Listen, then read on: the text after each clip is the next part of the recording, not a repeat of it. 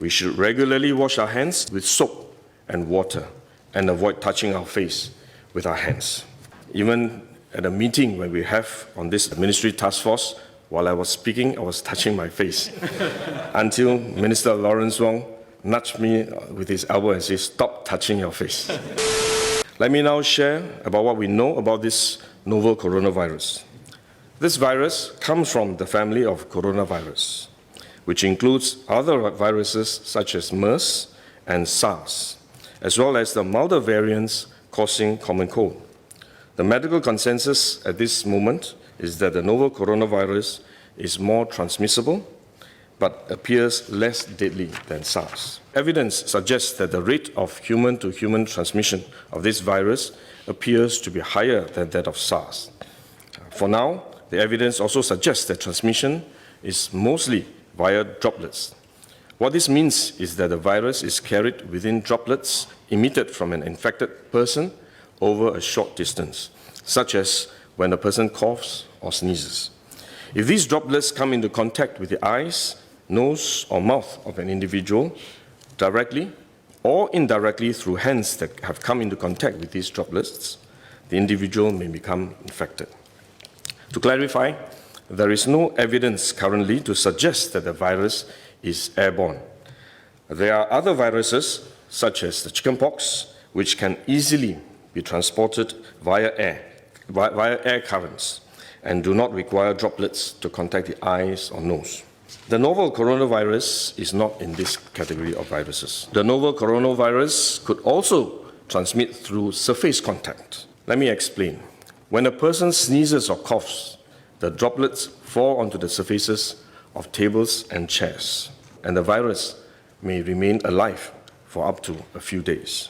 When someone else touches the surfaces of these tables and chairs, the virus can be transferred to his hands, and if he then rubs his eyes or nose without washing his hands, he may become infected. So we should wash our hands. This is also why we only quarantine the close contacts of confirmed cases. For more transient contacts, such as individuals that the confirmed cases may have walked past in malls or hotels, the risk of transmission is low. For coronavirus generally, the person is most infectious when he is displaying symptoms, or what you call symptomatic. And this is likely to be the case for the novel coronavirus as well. There is evidence of limited spread from a person without symptoms during the incubation period. However, this form of transmission may be uncommon and has so far involved isolated cases only. At this point, the evidence still points towards higher transmissibility when the person is displaying symptoms. As such, medical professionals, both overseas and in Singapore, have advised that the most effective way that we can protect ourselves is to practice good personal hygiene. We should regularly wash our hands with soap and water and avoid touching our face with our hands. These may sound simple, but actually they're very difficult to do because all of us touch our face all the time. Even at a meeting when we have on this ministry task force, while I was speaking, I was touching my face until Minister Lawrence Wong nudged me with his elbow and said, "Stop touching your face." So it is simple but extremely difficult, but are actually very effective in preventing all kinds of infection.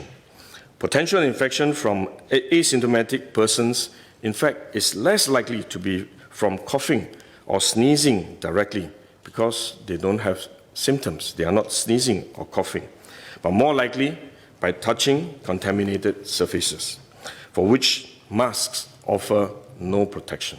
Wearing a mask when we are well often gives us a false sense of security instead, and we are more likely to touch our faces when we constantly adjust our masks, which is one way the disease spreads.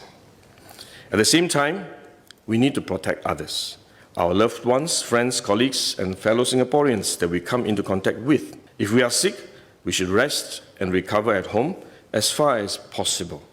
If we do need to go out to see a doctor, for example, we should wear a surgical mask to protect others. So this is when mask is needed, when we are unwell and have to go out.